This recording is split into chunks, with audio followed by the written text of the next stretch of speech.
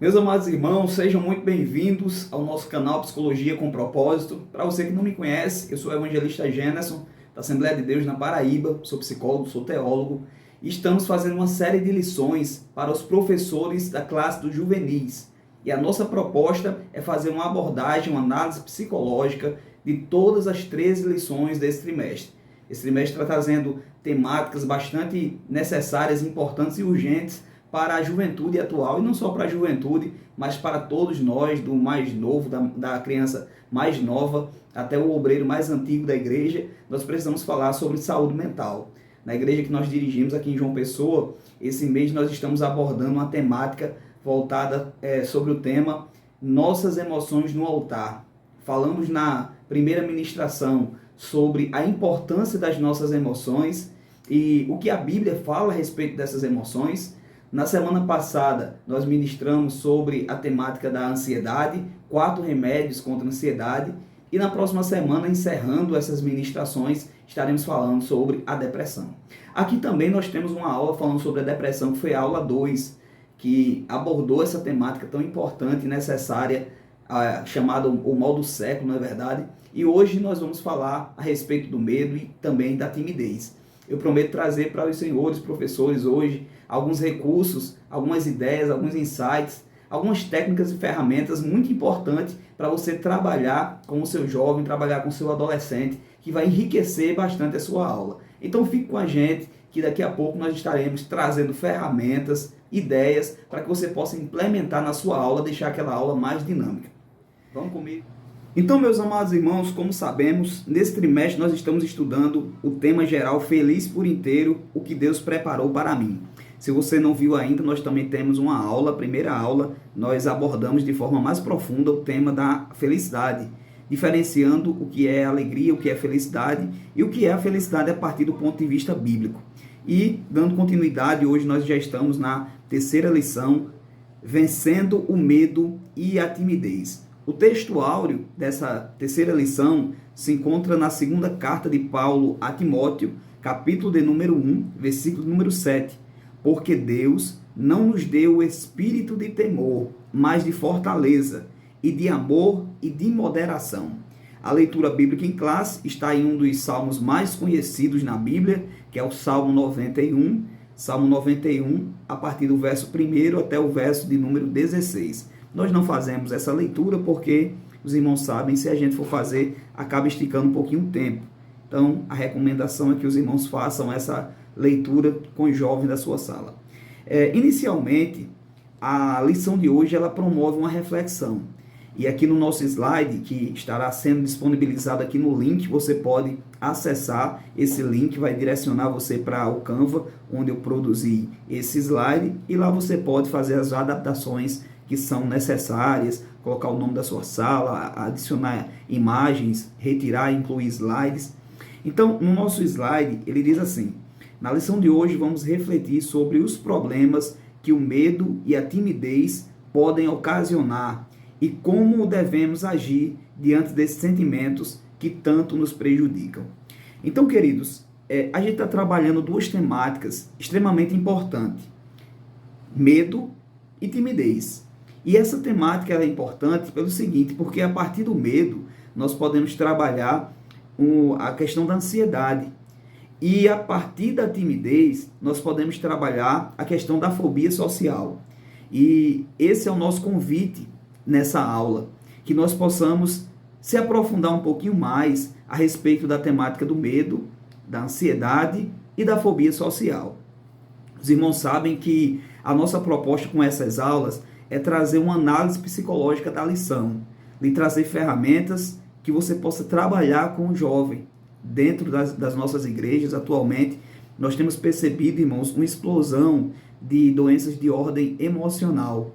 E às vezes os nossos líderes, os nossos pastores, os nossos professores não têm uma formação dentro dessa área. E é por isso que nós estamos fazendo essas lições. Então eu queria pedir humildemente aos irmãos que estão nos acompanhando, que estão sendo abençoados por essa lição, que os irmãos compartilhem com outros professores. Às vezes você congrega em um setor que abrange diversas congregações e funciona também nas igrejas, as escolas bíblicas, as escolas dominicais.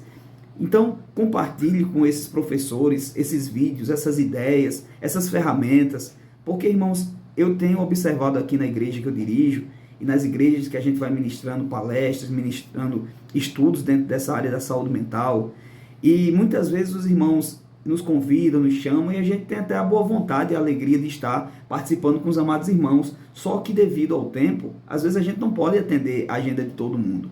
Então, se nós trazemos ferramentas e damos essas ferramentas aos líderes, os líderes vão poder aplicar com o jovem da sua congregação. Já pode dar aquela abertura, já pode entender, porque às vezes, irmão, o jovem chega pra gente dizendo, irmão, eu estou ansioso e tal. E quando você vai ver, não é uma ansiedade. Hoje nós vamos diferenciar medo, ansiedade e expectativa. E às vezes aquele jovem não está com ansiedade, com transtorno de ansiedade. Ele está com expectativa aflorada, ele está ali com um medo, alguma coisa do tipo. Mas não é uma ansiedade patológica. E às vezes com uma conversa, com uma ferramenta que a gente traz para esse jovem, ele acaba superando aquele momento de angústia que ele está passando. Então, a nossa ideia é essa, trazer ferramentas para que os professores possam aplicar na sua aula. Então, você me ajuda muito se compartilhar e me ajuda muito se sinalizar com positivo aí no canal e também se inscrever no canal, tá certo, irmãos? Então, vamos lá. Dando prosseguimento aqui. Eu gostaria de propor para os irmãos, professores, que nessa aula especificamente você enfeitasse a sala, fizesse aquelas figurinhas, aqueles emojis, sei lá, você fizesse aquelas figurinhas, aquelas carinhas e distribuísse na sala para ficar uma coisa assim mais animada. E eu gostaria de sugerir para os irmãos, não sei, cada um sabe como aplicar, né? Cada um sabe os recursos que tem, mas caso você tenha um recurso de um data show, ou você possa levar um notebook para a sala de aula, eu gostaria de lhe sugerir um vídeo que ele é extremamente educativo sobre as emoções. É um recorte daquele filme Divertidamente, e nesse recorte está falando sobre a função das emoções. Eu vou soltar um pouco aqui o vídeo, eu não sei se eu vou poder passar esse vídeo de forma completa, devido à questão de direitos autorais, mas ele vai estar no slide, então os irmãos que acessarem a página do Canva, o vídeo estará disponibilizado lá.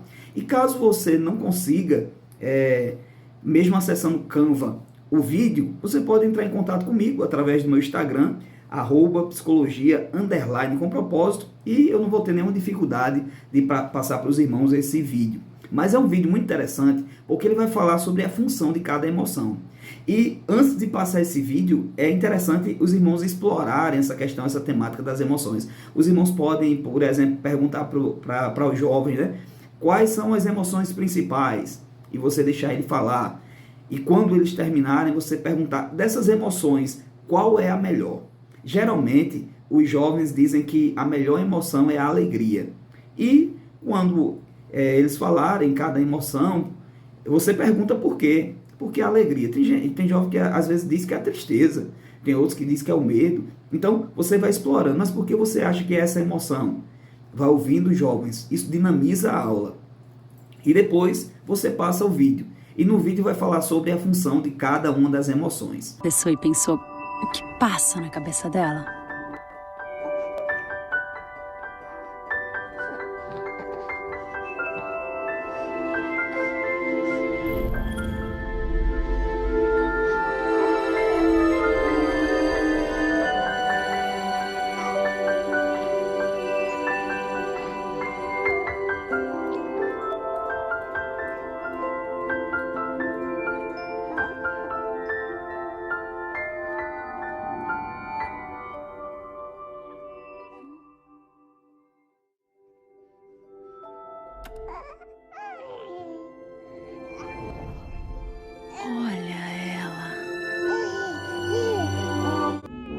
Sou a tristeza. Oh, que bom! Eu sou a alegria. Muito bem, legal, tá tudo tranquilo, muito bom. Não, vira, não, cuidado! Esse é o medo. Ele manda bem no quesito segurança. Calma, cuidado. Ah, passou, beleza. Oh, papá, abre a boca. Isso é novo. É perigoso? O que é isso? Muita calma nessa hora. Esse cheiro não tá bom, pessoal. Para tudo. O que é isso? Essa é a Nojinho. Ela Ela basicamente evita que a Riley se envenene, física e socialmente. Eu, hein? Não é colorido, parece uma árvore. Peraí, gente. É brócolis! Esse é o Raiva. Ele se preocupa muito com possíveis injustiças. Vai entrar nesse jogo sujo, meu irmão? Sem sobremesa? Ah, tá. A gente já... Então é interessante, irmãos, você aproveitar esse momento para fazer uma espécie de oficina das emoções. Outra ideia para você também abordar essa questão da oficina das emoções é você, por exemplo, levar essa régua, olha, que está aí no slide, nessa primeira imagem. Isso é uma régua, um termômetro das emoções. E você pode entregar, fazer e ir passando em cada mão, de jovem para jovem. Você entrega a um jovem e diz, olha, qual o seu mood de hoje? Qual a sua emoção? Qual o seu sentimento de hoje? E o jovem vai e escolhe ali uma dessas emoções e você pergunta de 0 a 100, o quanto você está assim? E ele vai dar ali a sua pontuação e você perguntar, mas por que você está assim? O que aconteceu para você estar assim? É interessante, antes de você fazer essa dinâmica, você fechar um acordo com o jovem. E que acordo é esse? Você diz para ele, olha, irmãos, a gente vai trabalhar as emoções na aula de hoje. É muito importante que você se abra, é muito importante que você compartilhe as suas emoções, porque a gente compartilhar as nossas emoções, não só compartilhar as nossas emoções, mas entender a emoção do outro, é interessante para desenvolver as habilidades sociais de empatia, de cuidado, de autocuidado. Então, é muito importante não só eu entender a minha emoção, mas eu conseguir entender no outro a sua emoção. Então, você faz esse acordo com o jovem. Olha, a gente vai falar sobre as emoções hoje, mas eu quero fazer um acordo com vocês. O que acontece na aula, fica na aula. Não é um tipo de, sei lá, esconder alguma coisa dos pais, esconder alguma coisa do pastor. Não é isso. É para você manter essa questão, essa ideia de sigilo que a gente tem na terapia, né? A pessoa chega numa terapia, ela tem a liberdade de se abrir, de compartilhar os seus mais profundos sentimentos com o psicólogo, porque ela sabe que ali existe a questão do vínculo terapêutico, ali existe a questão do sigilo terapêutico, e ela sabe que o psicólogo não vai falar nada para ninguém daquilo que foi compartilhado ali, a não ser que ele esteja colocando a vida dele ou de outro em risco, né? Então aí, a partir disso, a gente pode quebrar aquele contrato e aquele sigilo. Mas você pode fazer isso com o jovem, para que ele tenha liberdade para falar das suas emoções. Talvez, irmão, ele não fala das suas emoções para ninguém, às vezes nem para os pais, e você vai estar abrindo esse espaço de diálogo. E também não pressionar. Deixe o jovem se abrir no tempo dele. Você diz, olha, o que acontece na aula fica na aula, mas eu gostaria de lhe dar liberdade. Se você quiser falar, se você quiser compartilhar, esse é um espaço para a gente se ajudar, para a gente orar um pelos outros, para que a gente possa ver um conselho dentro da palavra de Deus, daquilo que você está passando. Então, eu gostaria de lhe pedir a sua confiança e a liberdade de você se abrir, de você falar, porque falar é terapêutico, né? Então você pode trabalhar esse termômetro das emoções, avaliando de 0 a 100 o quanto ele está passando por aquela determinada emoção, fiscalizar, perguntar, entender o que aconteceu para que ele estivesse se sentindo daquela forma. E você também tem essa segunda opção, que é, no caso, uma sala menor, né? Eu acho que até 5 pessoas dá para você fazer essa atividade, que é tipo um jogo de tabuleiro. E esse jogo, cada casinha tem uma pergunta. Uma pergunta é o que faz a pessoa feliz, o que deixa triste, se ele já teve alguma coisa que não gostou, um nojo. Então, vai trabalhando as emoções dentro de cada casinha. Você pode levar um dado e o jovem joga ali aquele dado e a numeração que dá, ele vai avançando na casa. E a casa que ele cair, ele vai ler e vai se expressar. E quando for no final, você pode dar aí algum tipo de premiação. É uma ideia também para sala pequena. Sala grande não dá certo porque acaba tumultuando demais. Mas existe uma outra alternativa aí para uma sala, tanto sala pequena quanto sala grande dá para você fazer, que é a chamada latinha das emoções. E essa latinha das emoções, eu vou deixar o link aqui no vídeo, para que você possa lá na profissional que desenvolveu essa latinha, eu acho que ela é uma psicopedagoga, e ela desenvolveu essa latinha das emoções para trabalhar uma sala de aula em escola secular, mas você pode muito bem aplicar dentro da escola dominical, dentro da temática que nós estamos estudando nesse trimestre, né, dentro da temática que a gente está estudando nessa lição. Então, essa latinha das emoções, como é que ela funciona? Ela dentro tem várias carinhas, vários emojis e várias perguntas também, várias tabelinhas com perguntas, como aqui está nesse outro slide.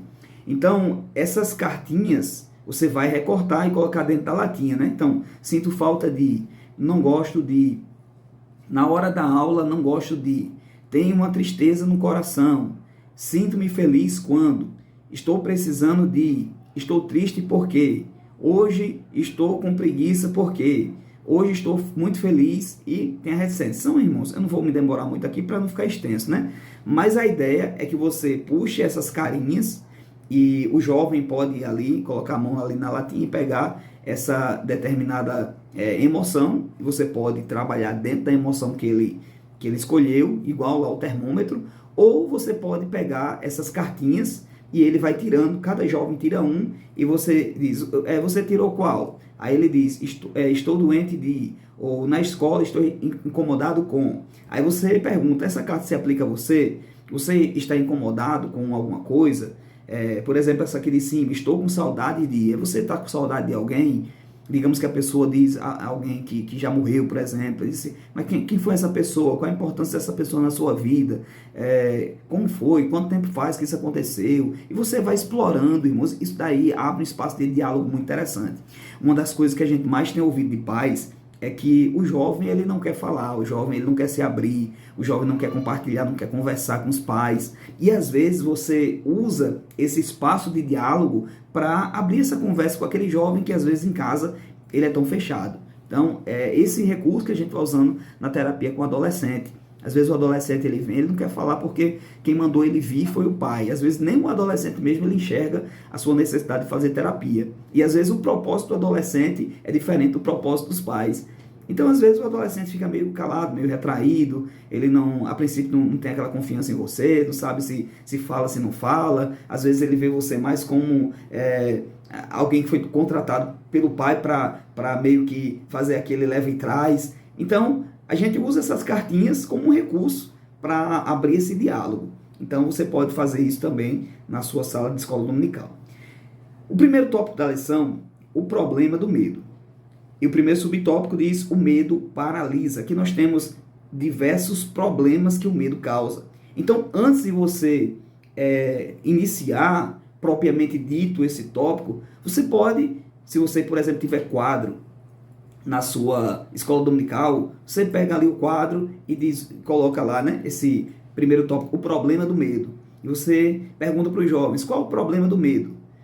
Aí você sai colocando ali a opinião de cada um. Isso daí também fica muito dinâmico. E um quadro, irmão, não é tão caro, a gente pode adquirir, né? Compra aí nas plataformas digitais e você compra no preço bom. É muito interessante que acaba dinamizando a aula. Eu sempre gostei de dar aula usando o quadro. Às vezes até melhor do que o próprio slide, né? Eu gosto, na verdade, de usar os dois. Uso o slide e uso o quadro para anotar ali a opinião dos jovens. Então, o problema do medo. Você pergunta aí, qual o problema do medo? Qual a importância do medo? Baseado no vídeo que a gente assistiu. Qual a importância do medo? E escuta ali os jovens. É muito interessante a gente entender essas emoções. E o primeiro subtópico, o medo paralisa. O comentarista ele diz, o medo é uma emoção que nos alerta diante do perigo iminente. Nesse sentido, ele cumpre uma função positiva. O problema é quando ele se torna disfuncional e passa a paralisar a pessoa. Muitas vezes o nosso medo é fruto de experiências amargas que tivemos em algum momento do passado. Então, meus irmãos, o medo é uma emoção. E essa emoção ela tem uma função. Nós aprendemos lá no vídeo do Divertidamente que toda emoção ela é boa. Toda emoção ela é boa. O problema não é a emoção, é muitas vezes o contexto. Então, por exemplo, se você está em um enterro, se você está em uma cerimônia fúnebre, é normal em uma cerimônia fúnebre as pessoas estarem tristes. É normal. O que seria fora de contexto, dentro de uma situação dessa, seria a pessoa estar ali gargalhando, contando piada, sorrindo, e era uma emoção que estava totalmente fora de contexto.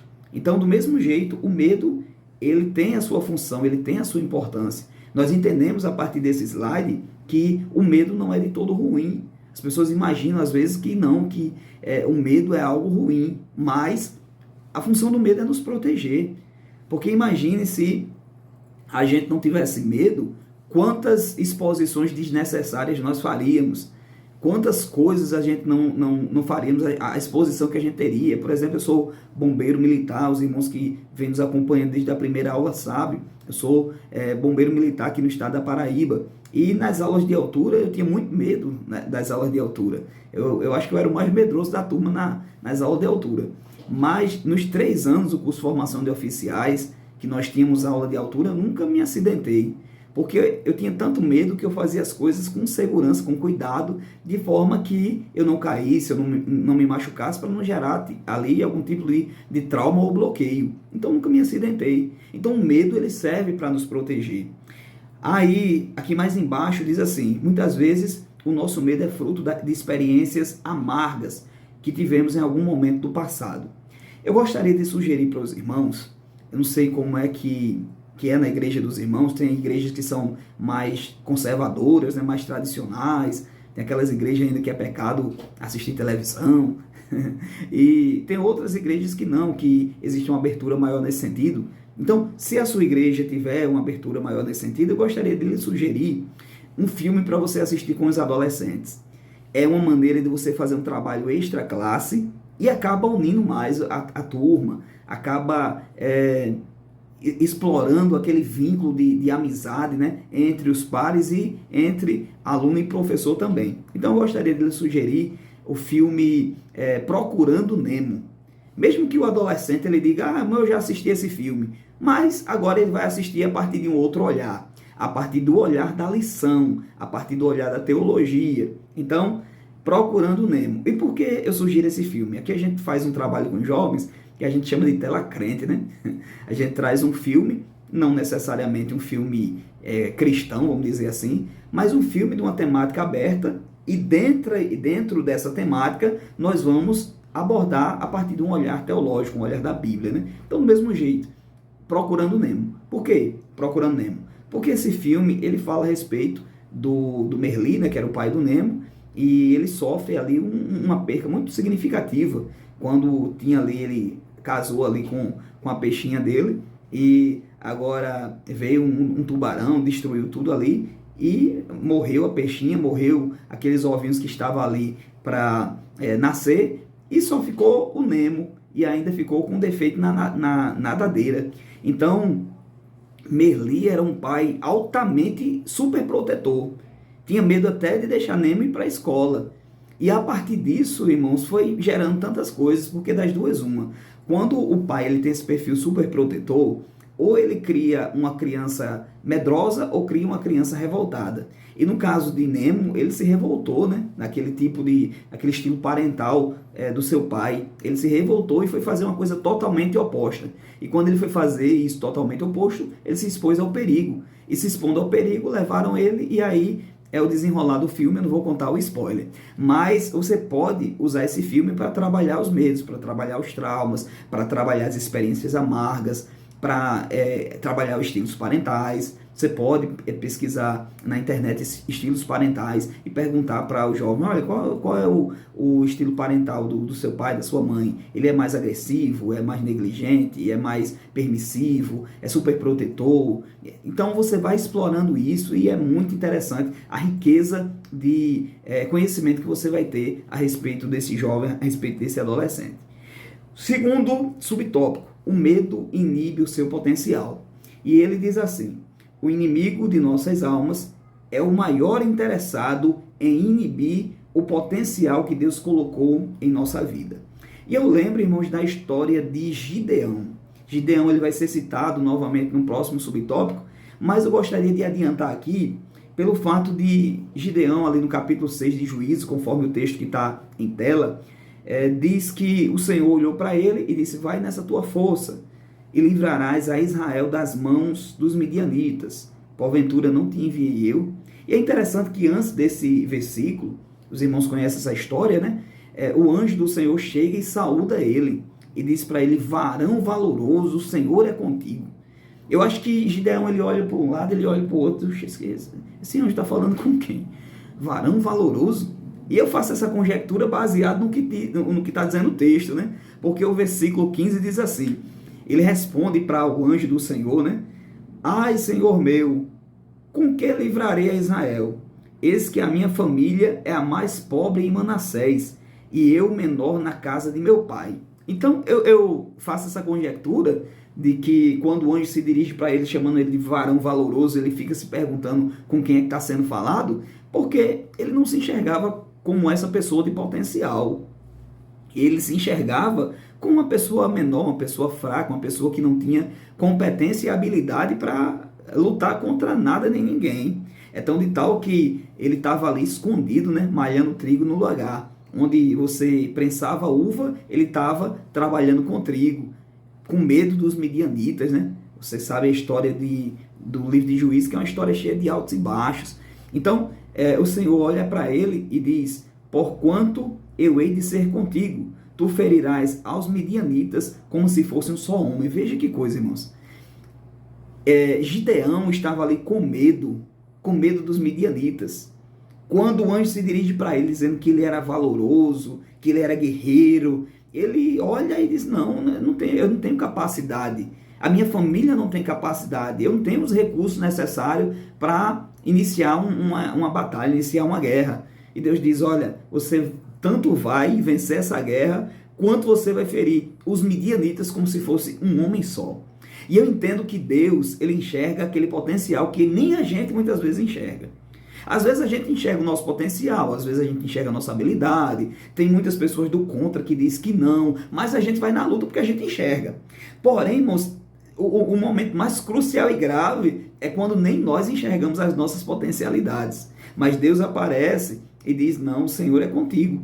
E como eu serei contigo, o segredo não está na tua competência, o segredo não está na tua habilidade, o segredo não está na tua capacidade, o segredo não está nos teus tráficos de influência, o segredo está em Deus que vai te capacitar, o segredo está em Deus que vai te dar estratégia, o segredo está em Deus que vai fortalecer as tuas mãos. Não é você, Gideão, o segredo não está em você. Mas qual é o segredo?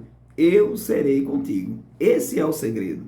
E o próximo versículo 17 diz, e ele disse, se agora tem achado graça aos teus olhos, dá-me um sinal de que és tu que falas comigo. Irmãos, Gideão eu considero um dos homens mais ansiosos da Bíblia. Porque Gideão, você sabe, ele fez diversas provas com Deus, diversas perguntas, diversas indagações.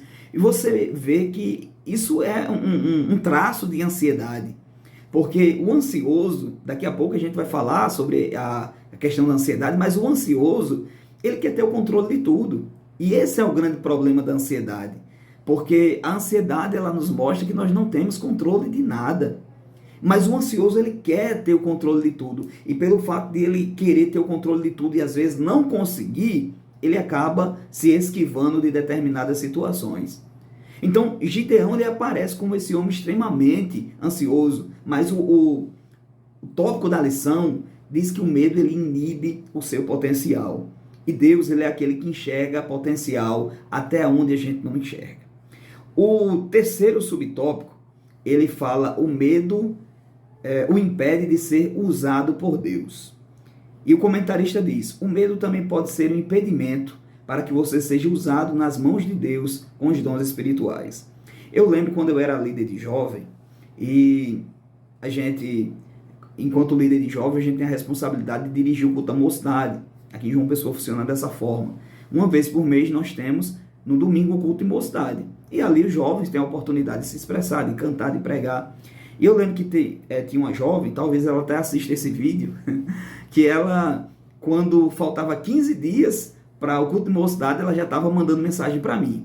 E ela dizia, irmão Gêneson, tá chegando o culto de mocidade.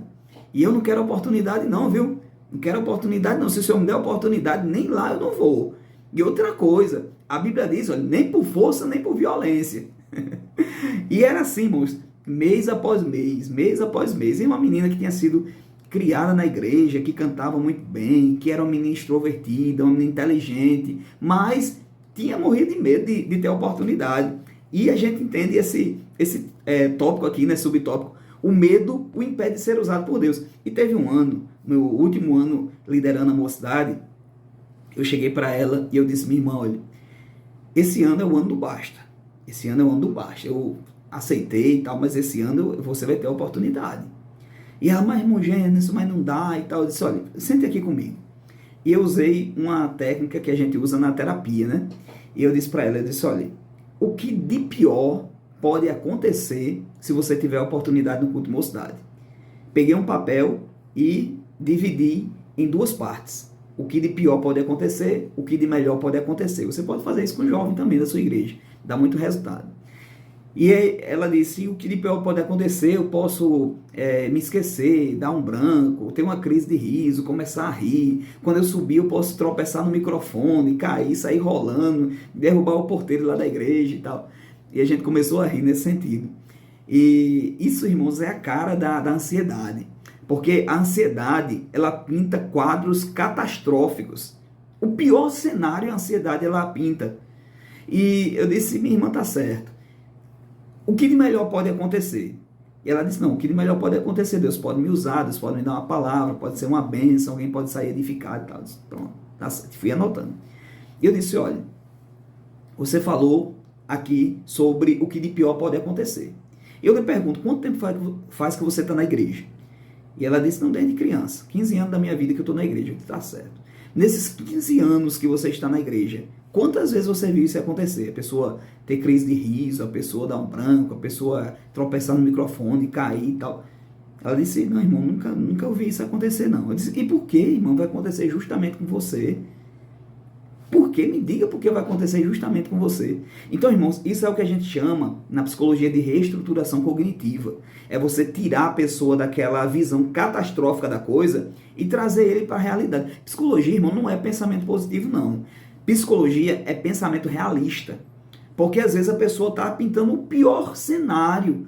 E a gente pergunta qual a probabilidade disso acontecer. Qual a porcentagem de evidência que você tem que isso vai acontecer.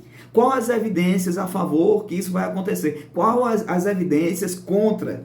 E a gente vai fazendo esse trabalho e vai reestruturando cognitivamente a pessoa. E eu sei que, culto de mocidade, essa menina foi para a igreja. E eu disse para ela que ela ia ter a oportunidade. E ela ali, agoniada, e querendo ir para casa, e querendo ir embora, e passando mal. E o pessoal chegando para mim, irmão Gênesis, ela tá passando mal. Olha, não deu oportunidade para ela não, ela vai desmaiar, não sei o quê. Chamei ela na secretaria da igreja. E eu disse, minha irmã, esse ano é o ano do basta. Você é talentosa. Você vai ter oportunidade. Nem que seja para você dar um versículo, para você cantar um hino. Se for o caso, você chama uma pessoa para ir com você. Mas você vai ter oportunidade. E a gente fez uma oração ali por ela. E ela teve a oportunidade e cantou e foi uma benção.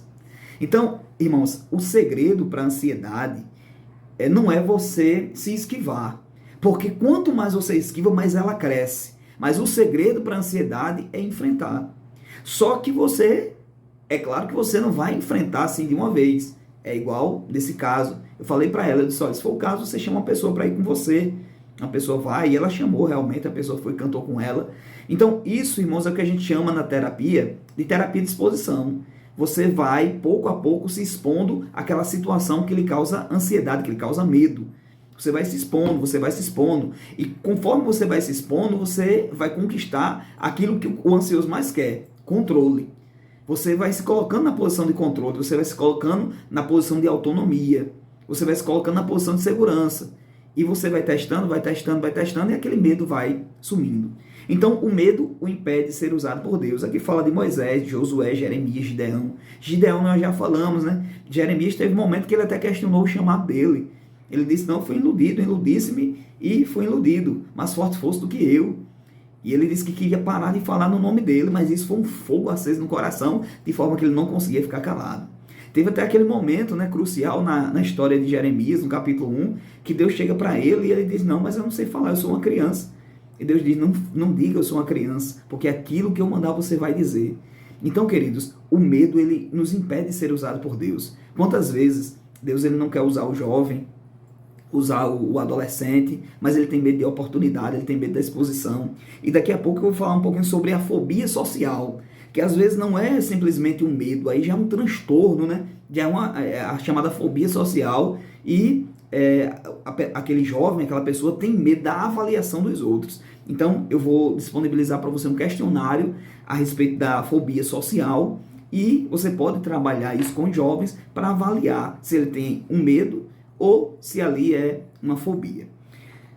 Tem um texto muito interessante de Ana Beatriz Barbosa, que ela é psiquiatra, né? E ela tem uma série de livros voltados para a mente, tem mentes depressivas, mentes ansiosas, mentes inquietas, é uma série de livros. E nesse livro, Mentes Ansiosas, logo no início do capítulo, ela traz um texto muito interessante sobre o medo. É um recurso também que você pode usar. Talvez, irmãos, todos os recursos que eu estou lidando aqui, você não vai poder usar tudo, porque a aula geralmente é 1 hora, no máximo 1h30, né? Então, se você for usar todos os recursos, vai ter que ser umas 3 horas de aula. Mas você pega aquilo que é mais importante dentro do seu contexto de sala de aula e dentro dos recursos que você tem e vai aplicando. Eu fiz uma tarefa lá, uma atividade com os jovens da igreja, que a gente chamou de Fazendo as Pazes com a Ansiedade. E eram 4, 5 encontros. E cada encontro a gente ia trabalhando uma temática, ia trabalhando um recurso. Foi muito interessante. E uma das aulas nós falamos sobre esse texto. E disponibilizamos para os jovens. E os jovens leram. E eles liam o texto e iam marcando aquilo que lhe causava medo. Então vamos aqui para a próxima tela para a gente fazer a leitura desse material. E você pode ir pedindo para o jovem destacar e ver aquilo que lhe causa medo. E você vai explorar com ele se ele já passou por essa situação, como foi ele passar por essa situação, o que aconteceu depois, ou se nunca ele passou por essa situação, é apenas uma conjectura, é apenas uma imaginação que ele imagina que pode realmente acontecer. E você aí vai trabalhar a questão do exame de evidência, né? Qual a probabilidade disso realmente acontecer, para que ele não desenvolva uma ansiedade, ele trave, ele iniba de fazer determinadas coisas. Então vamos à leitura do texto. Depois da leitura do texto, eu vou falar sobre a diferença de medo, ansiedade e expectativa, que é algo extremamente importante. Então, meus irmãos, me acompanhem aí na leitura. Todos nós temos medo, de Ana Beatriz. Quer saber de uma coisa? Todo mundo tem medo. Uns têm medinhos, outros medões, mas no fundo tudo é medo puro e simples. Sentimos medo de manhã, às vezes à tarde e muito mais à noite, não necessariamente nessa ordem. Medo de não ver o pôr do sol, de não poder ir à praia no domingo, de jogar bola para fora do gol, da areia quente, de que o chope esquente ou a onda se arrebente. Medo de cair, de sair, de se divertir, da felicidade, da fatalidade, da bala perdida, da fome, de ter e de perder, seja lá o que for. Medo de trair, ser traído, de perder o grande amor, de amar e não ser amado, de dizer adeus, de partir, de mudar, de renovar, de dizer eu te amo. Medo de bruxa, do escuro, do bicho-papão, do vento, da ventania, do relâmpago e do trovão. Medo da morte, a sua, a do seu amigo, a do seu filho e a dos seus pais. Medo de esquecer o que foi bom, de enlouquecer, de não viver, do prazer, de querer sempre mais e nunca mais parar de querer. Medo do terror, dos terroristas, dos que manipulam os horrores humanos, dos que adoram poder, de não poder com esse tipo de gente. Aqui é apenas um recorte desse texto, sabe? Tem muito mais medos. Não é um texto assim tão longo também. Ele coube em uma folha de Word. Então, dá para você entregar para os seus alunos e dar essa oportunidade de eles grifar, deles destacar aquilo que eles têm mais medo e tentar explorar isso, tá certo? Questão de tempo, eu vou adiantar, mas disponibilizo e também é um texto fácil de encontrar na internet. Você pode encontrar aquele livro ou comprar ou ver aquele livro de maneira digital e a partir desse livro, Mentes Ansiosas, que é um livro muito bom, também indico a leitura dele, que vai lhe ajudar muito a compreender a questão da ansiedade. Você pode ver esse texto, reproduzir e entregar aos seus alunos.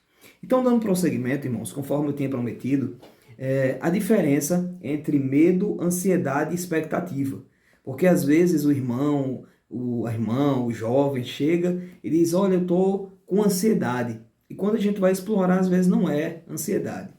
Por exemplo, o medo é uma resposta emocional a um perigo real ou percebido. Está associado a reações de comportamento de luta e fuga. Então, o medo, ele, como está dizendo, é um perigo real. O medo é uma coisa presente, é uma coisa que você está vendo no aqui e no agora. E o seu corpo, fisiologicamente, ele vai lhe preparar para lutar ou para fugir. Nós temos também a ansiedade. A ansiedade, ela é uma antecipação de uma ameaça futura, sensação de imprevisibilidade sobre eventos potencialmente aversivos. Então, a diferença do medo para a ansiedade é porque enquanto o medo está voltado para algo do presente, a ansiedade está voltada para algo do futuro. A ansiedade é a antecipação de uma ameaça futura, é uma coisa que você nem sabe se vai acontecer. E o pastor Hernandes Dias Lopes, num comentário de 1 Pedro, ele falou que 70%, se não me falha a memória, 70% das nossas angústias, ansiedades, medos, pavores, 70% deles nunca se concretizam. 70% das nossas preocupações nunca se concretizam. Então, uma das coisas que acontece muito na ansiedade é justamente isso, a pessoa ela antecipar uma ameaça futura. E a ansiedade, ela não resolve o problema do futuro e ela acaba atrapalhando a nossa vida no presente. E a expectativa. A expectativa, estado de quem espera algum acontecimento baseado em probabilidades ou na sua possível efetivação. Por exemplo, eu gosto sempre de fazer uma explicação baseado em uma viagem, por exemplo. Digamos a pessoa compra um bilhete de viagem, compraria a sua passagem, a passagem é na próxima semana. E é uma viagem que ela queria fazer há muito tempo. Então, todo dia ela vai olhando no calendário e ela observa e diz, olha, está faltando uma semana, está faltando 4 dias, está faltando 3 dias, está faltando um dia, vai ser amanhã, a mala já está preparada, já separei aquilo que é necessário, o pessoal vai estar me esperando, já tem hotel reservado, eu vou passar tantos dias. Então, tem gente que diz, olha, eu estou ansioso porque eu vou viajar. Muitas vezes eu digo, talvez não seja tanto uma ansiedade, mas sim uma expectativa. Porque você tem a passagem comprada, você sabe para onde vai, você sabe o dia que vai, você sabe o horário que vai, sabe até quando vai ficar, sabe quando vai retornar, a mala está pronta. Então isso não é uma ansiedade, isso é uma expectativa. É uma coisa concreta, é uma coisa que vai acontecer. A ansiedade é aquela possibilidade, aquela probabilidade, muitas vezes até inexistente, de um fator que a gente nem sabe se realmente vai acontecer. A ansiedade entra muito no campo da preocupação e da catastrofização, aquele pensamento catastrófico, aquele pensamento de que o pior vai acontecer. Então a ansiedade é mais voltada para essa questão. E eu espero que eu tenha me feito entender sobre a diferença entre medo, ansiedade e expectativa. E é interessante que o irmão faça essa diferenciação para o seu aluno na sala. Agora vamos para o segundo tópico da lição, timidez, um grande desafio a ser vencido. Então, irmãos, timidez, um grande desafio a ser vencido, o primeiro subtópico, a timidez atrapalha o seu desenvolvimento. E o comentarista ele diz assim, a timidez diz respeito a um acanhamento excessivo que pode atrapalhar o nosso desenvolvimento espiritual, mental e ainda os nossos relacionamentos. Se formos tímidos, não poderemos nos desenvolver tão bem como deveríamos. Eu achei assim interessante essa abordagem da questão da timidez, porém mais para frente, dentro da lição, eu percebo que muitas vezes a timidez ela acaba entrando no campo do medo, né? Tem alguns textos que o comentarista usa, está mais voltada para a questão do medo do que a própria timidez. Como essa definição, ela explica muito do que seria essa timidez, né? Esse acanhamento excessivo. Aquela pessoa, geralmente uma pessoa que é mais introvertida, ela sofre mais com a questão da timidez, né? Ela tem dificuldade de conversar com as pessoas, dificuldade de interagir, dificuldade de fazer amizade. E é por isso que a gente tem que promover o desenvolvimento de habilidades sociais. E uma forma interessante da gente fazer esse tipo de coisa, de desenvolver as habilidades sociais dos nossos jovens, adolescentes, é a gente promovendo essas atividades de interação e a gente tentando separar aqueles grupinhos, porque geralmente fica sempre envolvido aquele grupo de afinidade, né? O jovem, ele sempre gosta de ficar com aquele mesmo grupo e a ideia da gente é tentar quebrar isso para o jovem acabar interagindo com outro que não é do seu grupo e acabar incluindo no grupo aquele jovem que é mais introvertido, que é mais calado. Mas o comentarista ele diz, né, que a timidez atrapalha o seu desenvolvimento. E atrapalha o seu desenvolvimento justamente por isso. Às vezes aquele jovem ele é mais tímido, é mais acanhado, é mais fechado para fazer uma pergunta na sala, para fazer algum comentário, para se expor, até mesmo para uma oportunidade. Isso acaba inibindo ele de se desenvolver. Porque assim, irmãos, ninguém nasce pronto. Ninguém nasce pronto. Eu acredito que o irmão que está nos acompanhando hoje, que é um professor de escola dominical, um ensinador, um pregador, você não nasceu dessa forma. Eu lembro que quando eu me converti, lá na cidade de Nazaré da Mata, em Pernambuco, sempre que eu recebia a oportunidade nos cultos de jovens, eu gostava de louvar. E eu louvava e pronto, e às vezes cantava e chamava alguém para cantar comigo, sempre era assim. E eu lembro que em um certo dia, o presbítero Luiz Xavier, que na época era o líder dos jovens e da campanha evangelizadora ali na Assembleia de Deus em Pernambuco, em Nazaré da Mata, ele disse: olha, irmãos, hoje ninguém canta. A gente já cantou os hinos da harpa, os conjuntos já cantaram, então quem recebeu a oportunidade hoje é para pregar. Então, hoje ninguém canta. Nessa hora, meu irmão, me deu uma vontade tão grande de ir para casa. Eu disse: não, vamos embora para casa, porque se me der a oportunidade eu vou pregar o quê? Mas eu acabei preparando o versículo, ali falando da seara e dos ceifeiros. Eu disse: pronto, se ele me der a oportunidade, vai ser o versículo que eu vou ler. E eu lembro, irmãos, que naquele dia eu preguei pelos longos 40 segundos. Porém, nunca mais eu deixei de pregar. Nunca mais. Sempre que eu ia para um culto, eu preparava um versículo e eu dizia: olha, se o irmão me der a oportunidade, eu vou ler esse versículo. E agora eu comecei a ler livros de hermenêutica, livro de homilética. Um livro que eu indico para quem quer pregar é o livro Como Preparar Mensagens Bíblicas, de James Braga. Foi um livro que eu ganhei na minha adolescência e me ajudou muito até hoje. É um livro que eu recorro, às vezes, quando a gente vai preparar alguma mensagem ou quando a gente vai dar alguma capacitação para jovens, né, dentro da área da pregação. Então, desde esse dia para cá, nunca mais eu deixei de pregar.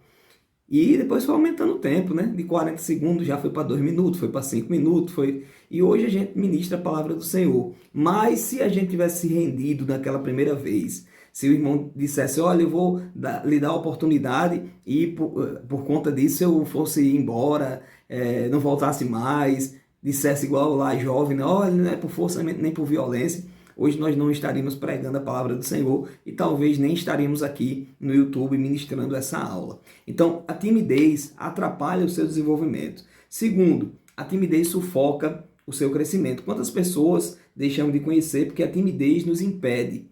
Quantos lugares deixamos de conhecer ou visitar por conta da timidez? É possível que muitas pessoas não tenham um desempenho escolar satisfatório exatamente por conta da timidez. Então, aquela pessoa que às vezes tem vergonha de fazer uma pergunta, tem vergonha de fazer um comentário na sala, porque, meus irmãos, jovens, adolescentes, você ser mais assim extrovertido, você ser aquela pessoa que conversa, aquela pessoa que interage, isso daí vai abrindo portas.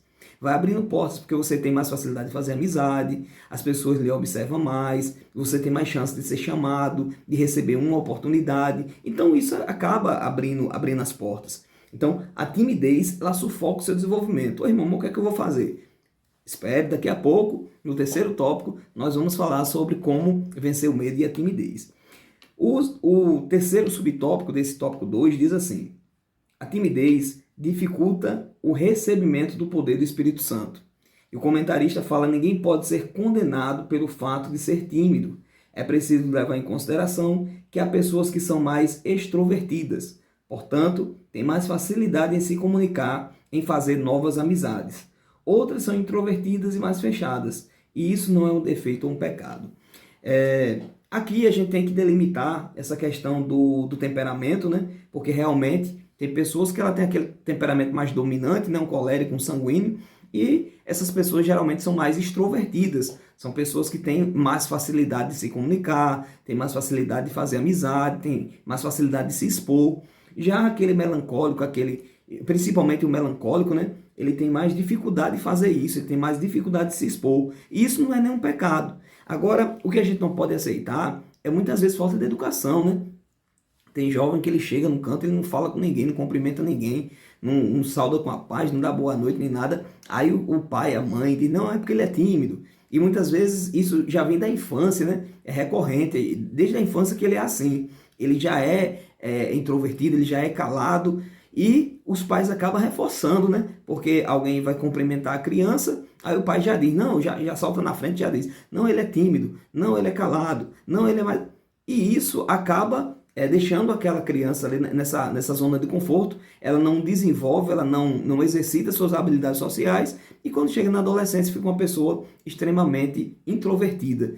E na adolescência, aí partindo já para o momento que ele vai fazer vestibular, que ele vai estudar, que ele vai precisar concorrer a uma vaga no mercado de trabalho, ele vai ver a necessidade daquelas habilidades, aquelas ferramentas que não foram desenvolvidas ali na infância. Então, por isso que eu estimulo os professores, os irmãos que são professores, a querer trabalhar essa questão do desenvolvimento de habilidades sociais. E, para finalizar esse tópico, a gente entrar no tópico 2, eu gostaria de lhe apresentar uma ferramenta que é tipo um inventário sobre a questão da fobia social, para avaliar se esse jovem ele é tímido ou se ele tem uma fobia social. Então, eu vou colocar aqui na tela para a gente analisar rapidamente as perguntas, os questionários que tem nesse inventário de fobia social. Então, irmãos, tem aqui esse questionário, esse inventário de fobia social, e ele contém 17 perguntas. A pontuação máxima dele é 68, né? Então, as perguntas, você pode responder com 0, que é nada, 1, que é um pouco, 2, moderado, 3, bastante, e o 4, que é extremamente. Então, a primeira pergunta, tenho medo de autoridades. O jovem ele vai responder de 0 a 4, como é a percepção que ele tem diante de autoridades. O 2, incomodo-me por ficar vermelho na frente das pessoas. O 3, festas e eventos sociais me assustam. O 4, evito falar com pessoas que não conheço. 5, fico muito assustado ao ser criticado. 6, evito fazer coisas ou falar com certas pessoas por medo de ficar envergonhado. Então, queridos, para a gente resumir aqui, o tempo já está bem avançado, são 17 perguntas voltado para essa questão da exposição. Porque a pessoa que tem fobia social, ela tem medo da avaliação das pessoas. O medo não é nem tanto ela interagir, mas o medo é ela ser avaliado, ela ser mal avaliada no caso. Então, ela tem medo de se expor, ela tem medo de ministrar uma palestra, ela tem medo de apresentar um seminário, ela tem medo de ter uma oportunidade, porque ela pensa como será avaliado pelas outras pessoas. Então, você conhecendo esses pontos, você conhecendo o que o jovem tem mais dificuldade de fazer, de se expor, você vai poder trabalhar. A gente deu algumas ferramentas hoje, né? Essa questão da reestruturação cognitiva, por exemplo, a análise de evidência, né? O que de pior pode acontecer, o que de melhor pode acontecer. São ferramentas que a gente vai trabalhando e vai fazendo tipo essa quebra, né? Desse pensamento tão catastrófico que muitas vezes a pessoa que tem fobia social, a pessoa apresenta. Mas vamos aqui se encaminhando para terminar. Terceiro tópico, como vencer o medo e a timidez.